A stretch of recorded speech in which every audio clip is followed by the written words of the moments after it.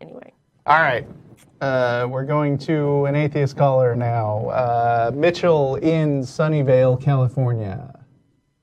Hi there. Hello. How you doing? Good. All right. How are you? Good. So I want to talk about why Richard Dawkins is wrong about religion. Okay. So one of the things he says early on in the God delusion is that, he's trying to disprove that God exists, right? Did I say that right? No, he's not. He proves that God doesn't exist. No, he's not trying to do. Have you actually read The God Delusion? Yeah, I mean, he says actually almost the opposite. Yeah. What does he say?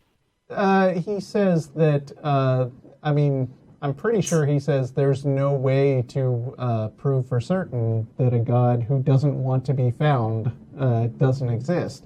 Yeah. And he also brings up that spectrum where he says, if you rank people from 1 to 7, where 1 is absolutely certain that God exists and 7 is absolutely certain that God doesn't exist, I would be like a 6.9, I seem to recall.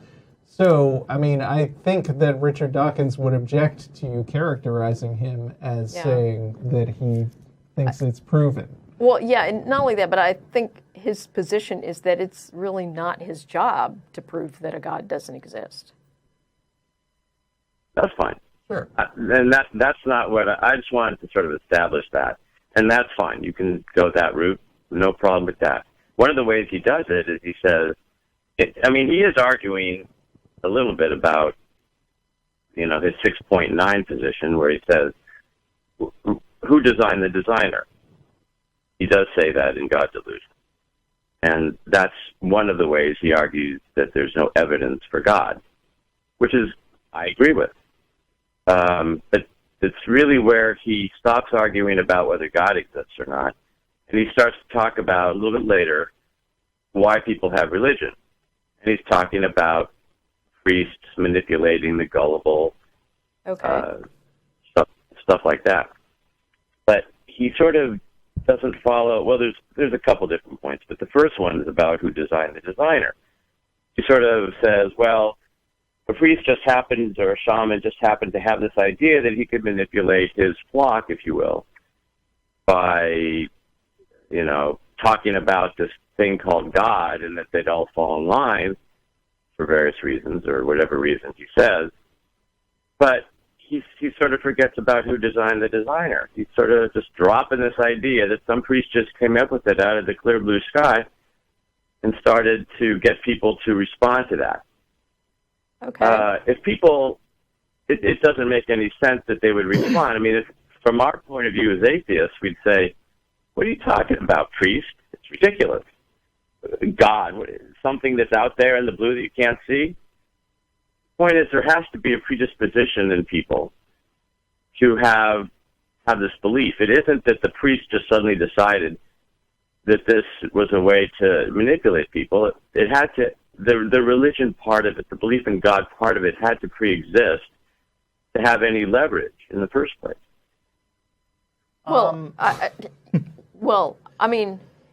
Yes, humans are pattern-seeking creatures, and so we tend to attribute a cause to things, and sometimes we make a mistake, and we attribute a cause when there really isn't, or we misattribute a cause to something. And if you were interested in manipulating that tendency in humans, religion is a good way to do that. And that's right, but it only because it exists in the first place. I don't think that I personally wouldn't go so far as to say that religion is a predisposition. I would say instead that people are gullible generally, including me. We are easily misled, especially when someone provides what seems to be a very neat explanation for some event. And especially when that person projects an extreme amount of confidence or certainty in something they have no way of being sure about. Right. And if the event inspires fear or loathing or some strong emotion in people, I think it gets even easier for someone to manipulate that. Well, again, all I can say is that it falls back to the idea that you can't manipulate somebody regardless of their predispositions for cause and effect, that this invisible thing out in the sky somewhere in the heavens is a legitimate way to look at it, to assign cause. You can Clearly totally you manipulate can. people for plenty of reasons. They don't have to already believe something for you to convince them of it. So you don't think I that mean, this idea, who designed the designer, he doesn't have the same obligation to use that logic in his own argument about why people have religion. That he uses does against, use that logic sometimes, but I mean, sitting in the chair of an atheist show that I've been hosting off and on for years and years, I can say there's not just one argument that you should be married to as the silver bullet that will fix people's religions. There are lots of different arguments, and you can't run them all simultaneously. You have to pick whichever one is the best one for the situation. And look, I am not a guy who thinks that Richard Dawkins is beyond all criticism. Right. I think you should be able to criticize anybody and have a discussion about individual things they say, but I'm not sure that you've caught Richard Dawkins on something specifically wrong that he said in this case. Yeah. All right, well, I have one other idea that I'd like to run by you. Okay, but make it So quick. he says, okay. He says, Darwinian selection habitually targets and eliminates waste. Nature is a miserly accountant, grudging the pennies, watching the clock, punishing the smallest extravagance. So my concern there is that he says, essentially, evolution doesn't tolerate wasteful stuff. And yet he's talking about this weird behavior that people have about believing in God and all the behaviors of religion, which is a very expensive, involved set of behaviors. So where's the punishing the smallest extravagance? Well, I would say that some of the behaviors that religion encourages would not necessarily be regarded as wasteful depending on the environment.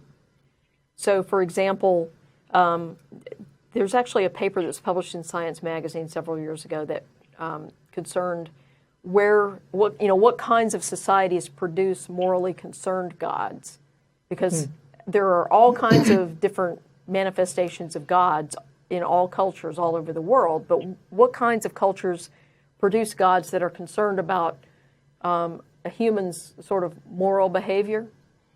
And what they found was that it's only in environments where resources are constrained where we see morally concerned gods. So in an environment like that, for someone to come into the group and basically not contribute anything, that would be very detrimental to the group. And so this sets up an us versus them. And in order to be part of the group, you have to follow certain rules. So one of those rules might include tithing to, the priests who basically set the rules. The other one might be that there is always this entity watching over you all the time, and if you break one of the rules, like if you steal food or, violate some kind of rule within the group, that's a sin, and that's punished by whatever the religion prescribes. But yeah, I mean, this idea that you can't be a freeloader because somebody's watching you all the time, that might be, very beneficial to somebody's survival in a resource-constrained area. Right. Well, what you're saying is that there's a potentially beneficial purpose. That it's I wouldn't use the word selected for purpose. evolutionary turn. I wouldn't use the word purpose, but I would say that sometimes religion happens to be beneficial in the sense that it doesn't kill you and it maybe helps you survive in certain situations. There are traits that I wouldn't consider necessarily good in people, like, for instance, violent, aggressive behavior, for instance, might be bad for society as a whole, but if it makes you,